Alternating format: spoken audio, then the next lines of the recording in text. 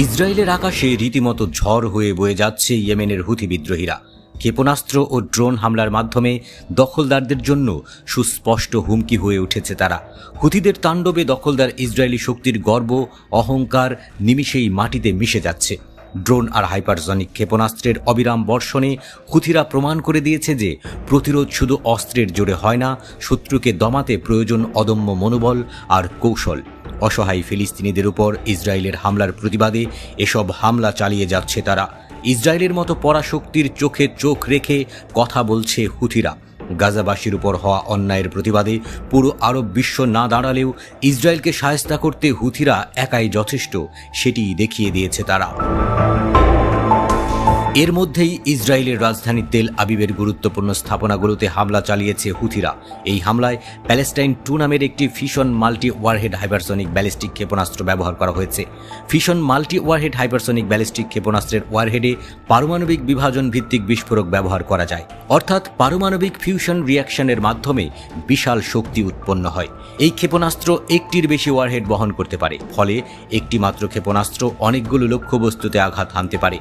এই ক্ষেপণাস্ত্রের মাধ্যমে হামলা চালিয়ে ইসরায়েলের আকাশ প্রতিরক্ষা ব্যবস্থাকে ফাঁকি দিতে সক্ষম হয়েছে হুথিরা। শনিবার এক বিবৃতিতে এই হামলার দায় স্বীকার করেছে হুথিরা। তারা বলছে, গাজায় ইসরায়েলের গণহত্যা এবং খাদ্য সংকট তৈরির অপরাধ এবং ইয়েমেনের বিরুদ্ধে আগ্রাসনের জবাবে এই অভিযান চালানো হয়েছে। এই অভিযান সফলভাবে তার লক্ষ্য অর্জন করেছে বলেও জানিয়েছে হুথিরা।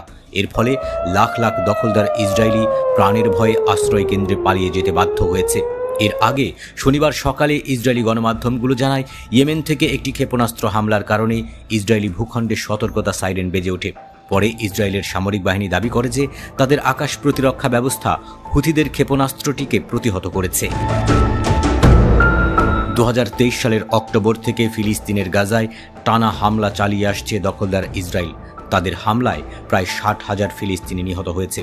ঘরবাড়ি হারিয়ে আশ্রয় শিবিরে মানবেতর জীবনযাপন করছে গাজার কয়েক লাখ মানুষ।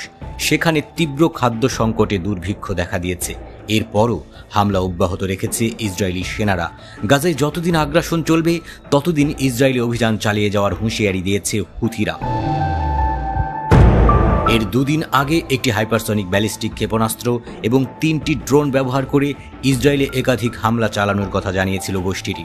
হুথি মুখপাত্র ব্রিগেডিয়ার জেনারেল ইয়াহিয়া সারি বলেন, আমাদের ক্ষেপণাস্ত্র এবং একটি ড্রোন ইসরায়েলের নেগেভ মরুভূমিতে নির্দিষ্ট লক্ষ্যবস্তুতে আঘাত হেনেছে। এই হামলাগুলোকে সফল বলেও বর্ণনা করেছেন তিনি।